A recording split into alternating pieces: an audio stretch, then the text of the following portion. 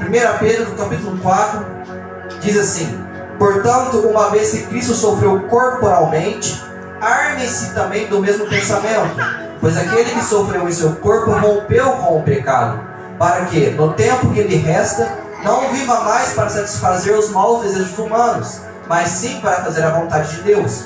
No passado, vocês já gastaram tempo suficiente fazendo o que agrada aos pagãos. Naquele tempo vocês viviam em libertinagem, na sensualidade, nas bebedeiras, orgias e farras, e na idolatria repugnante.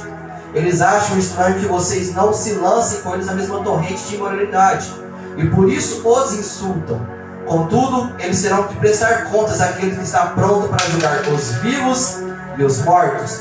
Por isso mesmo o Evangelho foi pregado também a mortos, para que eles, mesmo julgados no corpo segundo os homens, vivam pelo Espírito segundo Deus. Amém, irmãos? Podem se assentar. Irmãos, a carta de Pedro tem assim dois pontos importantes, que é mostrar para o povo os grandes feitos de Jesus em sua passagem na terra e em seu sofrimento. E a segunda lição importante é como isso reflete na vida do cristão. E nós podemos ver que o capítulo 4 começa dizendo assim, que portanto, uma vez que Cristo sofreu corporalmente, arme-se também do mesmo pensamento, pois aquele que sofreu em seu corpo rompeu com o pecado. Muitas das vezes eu pensava assim, que a única interpretação para esse texto era que como Cristo sofreu injustamente e não reclamou, eu também devo sofrer sem reclamar, porque Cristo era puro e Ele não merecia passar por aquilo. Então a única interpretação que eu pensava que tinha em cima desse versículo, em cima desses textos, era que eu, sendo pecador, eu não posso murmurar, eu não posso reclamar, eu tenho que passar pelo mesmo sofrimento de Cristo. E sim, realmente devemos passar por isso. Mas a outra interpretação que podemos pegar desse versículo aqui: Cristo sofreu corporalmente, arme-se do mesmo pensamento, porque Cristo preferiu obedecer a Deus, seguir o que Deus mandou Ele fazer, obedecer a Ele. Então, quando a gente obedece a Deus, a gente rompe com o pecado. Porque não tem como crente, como cristão, ter uma vitória, ser vitorioso, se não se armar no mesmo pensamento de Cristo. Não tem como nós alcançarmos a vitória, chegar no reino de Deus, se nós temos o mesmo pensamento de Cristo. Que primeiro tem que ser a vontade de Deus, para depois ser a nossa. Lembra de Jesus no Getsemane? Ele orando: Pai, se possível for, afaste de mim esse cálice, mas todavia seja feita a tua vontade. Então Cristo, Deus em forma de carne, aqui na terra, Ele disse assim a Deus: Pai, se possível for, afaste de mim o cálice, mas todavia seja feita a tua vontade. Então Cristo preferiu romper com o pecado, fazer a vontade do Pai e não a dele. Então quem se arma do mesmo pensamento de Cristo, rompe com o pecado. Quem se arma do mesmo pensamento de Cristo, que deixa as vontades de Deus ser acima das suas próprias vontades, deixa os desejos de Deus ser acima dos seus próprios desejos, rompe com o pecado e assim alcança a vitória. Voltando à primeira interpretação que eu disse também, é importante nós não murmurarmos e não reclamarmos, porque Cristo não reclamou quando estava sofrendo. Cristo não reclamou quando estava sendo chicoteado. Cristo não reclamou quando estava sendo crucificado. Pelo contrário, Ele disse: perdoa-os, Pai, porque eles não sabem o que fazem. E quantas pessoas hoje é caluniado, é atacado, é criticado, acontece alguma coisa, vai criticar, vai reclamar, vai murmurar. Arme-se do mesmo pensamento. Lembre-se, em Efésios diz sobre a armadura de Deus. Arme-se do mesmo pensamento de Cristo, de toda a armadura de Deus, para que assim você possa ser vitorioso na vida. Creia em Cristo, arme-se do mesmo pensamento e rompa com o pecado. Bate de frente com o pecado quando vier o prato, porque o pecado é como um prato saboroso para a nossa carne. Aquele dia assim que você está com vontade de comer algo diferente, você, nossa, eu quero comer uma pizza, eu quero comer algo. A nossa carne é do mesmo jeito. O diabo coloca um prato à nossa frente, que é o pecado, e a nossa carne olha aquele pecado, aquele prato como algo saboroso. E nossa carne deseja, almeja aquilo. Mas quando o diabo coloca isso na nossa frente, nós temos que armar meus pensamentos e dizer, não, por mais que a minha carne quer, por mais que eu desejo, por mais que eu penso naquilo, por mais que eu quero aquilo, primeiro a vontade do Pai. Pois é necessário que eu diminua e Ele cresça. Primeiro a vontade de Deus, assim eu rompo com o pecado, assim eu bato de frente com Satanás e as suas astúcias, e as suas ciladas e as suas armadilhas. O irmão Alex disse algo que é muito interessante, sobre pessoas que estão pregando e cantando sozinhos há muito tempo. E eu quero destacar algo que tem pessoas que estão pregando e cantando sozinhos e sabem.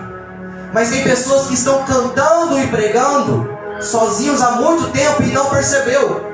Como assim, irmão? Sansão, quando estava com Dalila, ela pedia para ele amarrá-lo, para ela amarrar ele. E toda vez que os inimigos chegavam para matar Sansão estourava as correntes. Toda vez se libertava. Mas o dia que Sansão perdeu a presença de Deus na sua vida, ele não percebeu, porque ele estava amarrado. E os inimigos chegaram. Só que ele não percebeu que ele estava sem a presença de Deus. E quando ele foi tentar estourar as correntes, ele não conseguiu, ele viu que estava sem força. Ele viu que tinha perdido a presença de Deus por conta do seu pecado. E aí o que aconteceu? Furaram os olhos dele, levaram para o templo de Dagon. E foi lá onde alguns dizem que ele se suicidou, mas ele não se suicidou. Aquilo lá foi um ato de fé, um ato de amor a Deus, porque a hora que ele viu que ele estava cercado, que ele tinha perdido a presença de Deus, ele reconheceu o seu erro, ele reconheceu o seu pecado e disse: Pai, Senhor, se pelo menos mais uma vez me dê a força novamente. Aquilo não foi suicídio. E tem pessoas que estão como Sansão, tem pessoas que estão nos púlpitos, estão nas ruas, estão nas igrejas, estão pregando o Evangelho, cantando a Deus, e já perderam a presença há muito tempo e não perceberam. Porque não estão se armando do mesmo pensamento de Cristo. Às vezes até prega, às vezes até canta, às vezes até evangeliza, mas não arma do mesmo pensamento.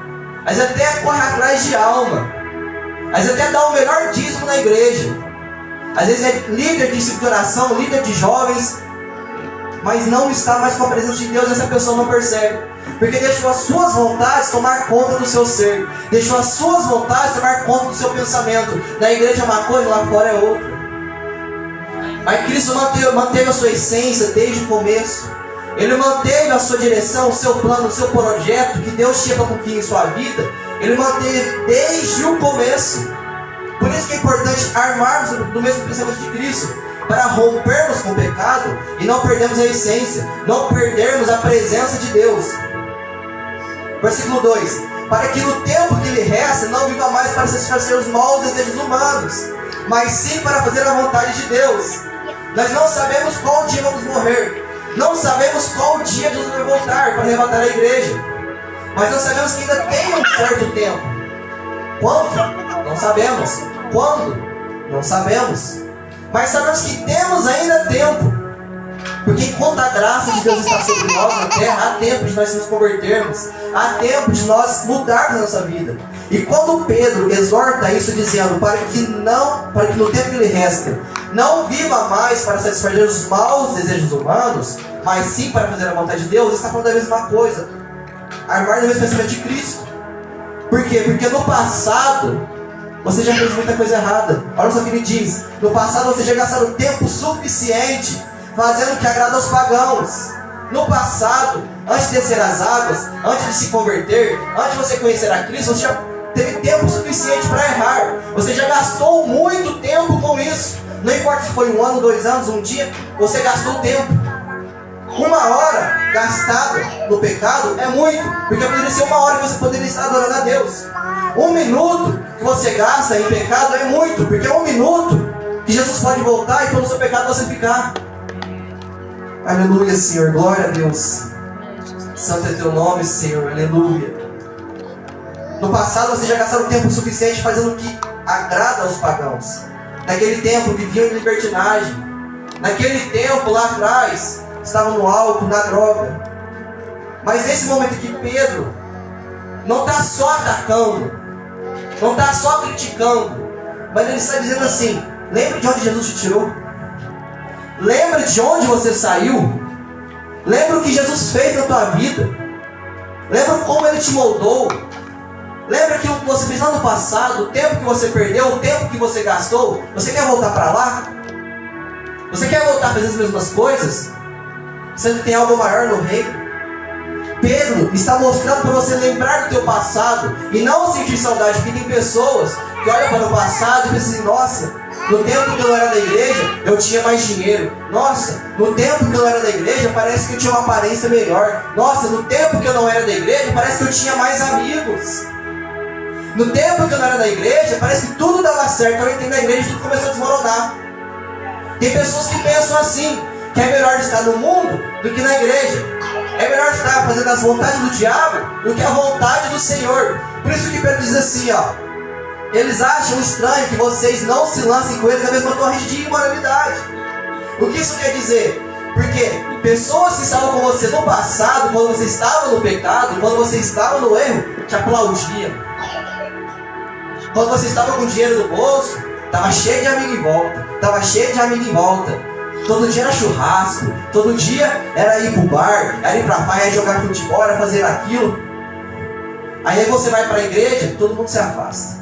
Eu posso dizer, quando eu era do mundo, quando eu era rondando no pecado, eu tinha muitos amigos, eu tinha muitos colegas, pessoas que estavam sempre do meu lado ali. Mas a partir do momento que eu coloquei os pés na igreja e comecei a fazer a vontade do Pai, sumiu tudo. Não tem mais nenhum. Nenhum daqueles que estavam comigo antes não está mais comigo. Desde o dia que eu entrei para a igreja, desde o dia que eu pensei assim: não vou fazer mais a vontade do diabo e vou fazer a vontade de Deus. Haverá convites, haverá sim convites, haverá críticas.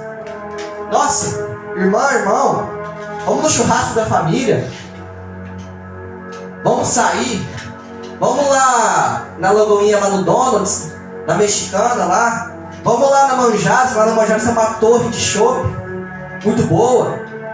Aí você vai dizer não: ah, irmão, não vou ficar em casa mesmo, orando, lendo a Bíblia, vou para a igreja. Eu disse: nossa, mas você não pode tirar um tempinho para curtir? Você não pode tirar um tempinho para aproveitar a vida? Agora a sua vida é só ficar na igreja? Agora a sua vida é só ir orar? Mas você não tem vida mais não? Não é desse jeito que acontece? Eu escuto isso direto no meu serviço, infelizmente. Direto no meu serviço eu sou criticado e apontado. Principalmente quando eu vou falar de Deus, a pessoa chega para mim e fala uma coisa que sempre fala: a Bíblia é um livro antigo. Eu sempre vou dizer, e vou repetir quantas vezes for necessário: a Bíblia é um livro antigo sim. É algo que foi escrito há muito tempo, mas a palavra ainda é viva e eficaz. Ela ainda continua se cumprindo. E há coisas antigas que aqui foram escritas que estão acontecendo agora. E vão acontecer mais ainda. Então haverá críticas, haverá convites, mas aquele que serve no pensamento de Cristo não se importa em dizer não. A Bíblia começou com um não: não comerás do fruto. Nós sempre vemos Deus dizer não para aquele que peca. Não entrará no reino o adúltero, o idólatra, o feiticeiro, o mentiroso. Então não é errado você dizer não. Não importa se é sua mãe, se é teu pai, se é teu irmão, se é teu filho, se é teu melhor amigo. Não importa você dizer não. O pior é chegar naquele dia, você pensando que você vai entrar no reino, e você ouviu um não lá. Aí esse é o pior. Então por isso que você tem que dizer não aqui. Por mais que vai ter crítica, por mais que alguém pode ser seu amigo, sua amiga de anos, e vai virar a cara com você. Se você vê que é algo que vai te afastar da presença de Deus, diga não. Diga não. Glória a Deus, Senhor. Santo é teu nome, meu Pai. Aleluia, Senhor. Mas a Bíblia diz aqui, ó, versículo 5: contudo, eles terão que prestar contas àquele que está pronto para julgar os vivos e os mortos. Por isso mesmo o Evangelho foi pregado também a mortos, para que eles, mesmo julgados no corpo segundo os homens, vivam pelo Espírito segundo Deus. Sobre nessa frase, nessa parte aqui que diz que o Evangelho foi pregado mesmo tanto a mortos, Alguns dizem que Jesus desceu no inferno e pregou para as pessoas que estavam lá. Eu discordo. Alguns dizem que se refere a pessoas que estão mortas em espírito. Não tem assim um certo algo para poder dizer o que significa, mas uma coisa aponta, que é o que mais aparece, que é o que mais parece ser o correto, que quando diz assim, o Evangelho pregado também, a morte se refere à humanidade inteira, todos, porque aqueles que estão em Cristo estão vivos, mas aqueles que estão longe de Cristo, para Deus estão mortos. Aqueles que morreram em Cristo, para Deus estão vivos, segundo o Espírito. Mas aqueles que morreram sem Cristo estão mortos e permanecerão mortos. Ah, mas não vai ser. Eles não vão ser ressuscitados no dia do julgamento? Vão, mas vão para o lago de fogo. A morte eterna. Por isso que nós temos que vigiar. Por isso que nós temos que orar e armar do mesmo pensamento. Por mais que o inimigo bate na porta, por mais que o inimigo lança flecha. Lembra como eu disse sobre a pregação de Jó no culto de terça-feira passado? Não dê glória a ele, dê glória a Deus. Amém. Não dê glória ao inimigo por ele estar te atacando, mas dê glória a Deus. Porque por mais que o inimigo está te atacando, você está resistindo. Por mais que o inimigo está te atacando, você está firme. E eu tenho que dizer algo: se você passa aquilo que poucos passam, se você está sofrendo aquilo que poucos sofrem, é porque você vai chegar em um lugar onde poucos vão chegar. Aleluia, Senhor. É aos poucos que a gente vai crescendo. É aos poucos que a gente vai aprendendo. Jesus começou aos poucos. Ele não nasceu e já foi pregar o Evangelho. Ele não nasceu e foi falar sobre o inferno, foi falar sobre o céu. Não, ele foi aos poucos. Foi crescendo, amadurecendo. E assim com a gente, tem pessoas que já quer tudo de cara, já quer fazer tudo de cara, já quer como se meter a cara naquilo. É aos poucos. Aos poucos a gente cresce, aos poucos a gente vai vivendo, aprendendo. Não adianta a gente querer fazer as coisas do nosso próprio jeito. Não adianta a gente querer fazer as coisas da nossa própria vontade. Como eu disse, acima é a vontade de Deus, acima de tudo. Deus é acima de tudo. Acima da família, amém, acima do trabalho, acima do dinheiro, verdade, acima de tudo. Dê glória ao Pai em tudo. Arme-se no mesmo pensamento de Cristo. Faça a vontade do Pai acima da tua. Por mais que você deseja algo, faça a vontade de Deus. Por mais que você quer algo naquela hora, Deus, eu preciso tanto disso, eu quero tanto isso. Ora ao Pai, fala assim: Senhor, eu preciso, eu quero, mas se for da tua vontade, o Senhor possa me conceder. Se não for, amém também. Glória a Deus, aleluia. E pessoas querem fazer aquilo da sua própria vontade. E quando Deus não concede algo, critica, murmura, reclama.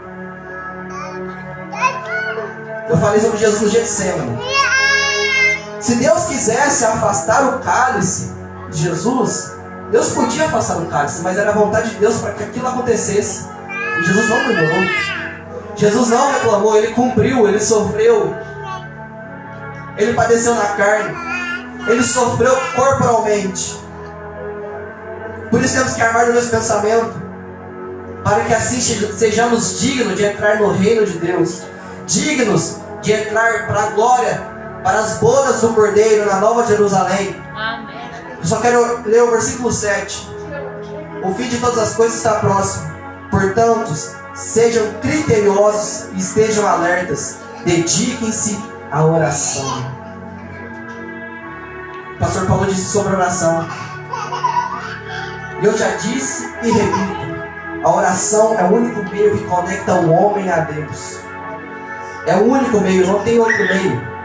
A oração é o único meio que você fica, como diz, tete a tete com Deus, para falar com Ele, para dizer diretamente com Ele. Temos que orar. O pastor Paulo disse sobre o ciclo de oração, mas eu quero dizer que não só o ciclo de oração precisa orar, mas sim todos nós, toda a igreja. Eu preciso, todos aqui precisam. Os membros, aqueles que não estão aqui, nós precisamos orar, irmãos, porque o inimigo vem atacando, o inimigo vem levantando, fazendo de tudo para derrubar cada um de nós, derrubar essa igreja. Não só essa igreja, mas sim como toda a igreja cristã no mundo. Porque aquela igreja que se levanta para poder combater as forças do mal, aquela igreja que tem profeta, que tem pregador, que tem mulher de oração, que está se armando no mesmo pensamento de Cristo, para bater de frente com as ciladas de Satanás, ele ataca mesmo. Ele fica feroz mesmo. Ele quer derrubar mesmo. Por isso que muitas das vezes acontecem divisões, acontecem dissensões da igreja. Acontece porque ele quer atacar, ele quer acabar com a igreja. Aquele que está lá fora no pecado, ele não está ligando, ele quer acabar com a gente que está aqui dentro, com aqueles que estão levantados para acabar com Satanás. Porque Paulo escreve que Deus vai pisar na cabeça de Satanás debaixo dos pés da igreja. Então a igreja que está se preparando para isso, ele quer atacar mesmo. Só que, Deus me perdoe a palavra, mas para mim ele é um burro. Por quê? Porque se ele sabe que nós vamos pisar na cabeça dele, e ele insiste, ele está insistindo na própria derrota. Ele está insistindo na própria derrota. Porque eu já disse, irmãos, se nós permanecermos armando do mesmo pensamento de Cristo, vestindo de toda a armadura de Deus, levando o evangelho, pregando, evangelizando, orando, principalmente, a vitória é certa. A vitória é certa. Não tem essa de que a gente vai orar, a gente vai pregar, a gente vai fazer as coisas e depois não vai acontecer nada, como muitos dizem, né? Dizem que a igreja está fazendo um papel em vão. Não, a igreja não está fazendo papel em vão, não. A igreja está fazendo o papel que Deus disse para a igreja fazer. Pregar o evangelho a toda criatura. Sede santos. Por isso nós temos que fazer isso, irmãos. Orar. Pois o fim de todas as coisas está próximo. Não é o fim da igreja, é o fim do mundo. O fim do pecado. O fim de Satanás. O fim dos seus demônios. Os fins daqueles que servem a ele. Mas não é o fim da igreja. A igreja, quando eu digo igreja, é a igreja de Cristo, nunca terá fim, mas sim terá eternidade, com paz, com graça, com bonança no céu. Quando eu digo bonança, não é bonança de fartura de comida, de carro, de casa, de dinheiro, não, é bonança de graça, de santidade, aleluia, Senhor, na Nova Jerusalém. E ali não terão mais fome, não terá mais dor, não terá mais pranto, choro, mas só paz e alegria. É isso que Deus tem para a tua igreja. É isso que Deus tem para aquele que se arma do mesmo pensamento de Cristo. O reino, a glória. Mas para o ímpio, o fim. Para o pecador que não se submete a Deus, é o fim. O lago de fogo. Aleluia, Senhor. Glória a Deus. Santo é o teu nome, Senhor. Irmãos, essa é a palavra que Deus colocou no meu coração para deixar para a igreja esta noite. Estou muito feliz, muito contente por ter tido mais uma oportunidade. Agradeço primeiro a Deus por essa oportunidade de poder estar aqui ministrando a palavra. Agradeço ao pastor Paulo também por ter dito para poder estar ministrando hoje. Agradeço imensamente, agradeço a toda a igreja, agradeço a todos que estão aqui presentes. Que Deus possa abençoar a vida de cada um. E eu creio, irmãos, que estamos passando por um processo difícil, sim. Estamos passando por dificuldade, tanto na nossa vida pessoal, na nossa vida financeira, e como na igreja também. Porque assim, como eu disse, o inimigo está atacando, mas algo que eu vejo assim, que é muito lindo, que é isso que nós estamos fazendo. Porque, pastor Paulo, em muitas igrejas, quando a igreja está desse jeito aqui, ó, cadeiras vazias, e só os membros ou só os obreiros, eles deixam de fazer culto, eles deixam de pregar, eles deixam de cantar. Aí quando a igreja está cheia, quando a igreja está lotada, ele quer cantar bonito, quer pregar bonito, quer sapatear, quer rodopiar. Mas não, mesmo quando a gente estamos com poucos membros aqui, nós cultuamos, nós pregamos, nós cantamos e adoramos ao Senhor. E eu estou orando em propósito disso, que eu creio que em nome de Jesus, Deus vai dar a vitória para essa igreja. Deus vai levantar essa igreja. Como eu disse, tem pessoas que estão atacando, criticando, mas você precisar debaixo dos pés da igreja, se não se converterem. Amém? Eu agradeço aqui a oportunidade, eu estou passando pelo pastor Paulo ensinar o culto, e as palmas do louvor do Senhor. Amém?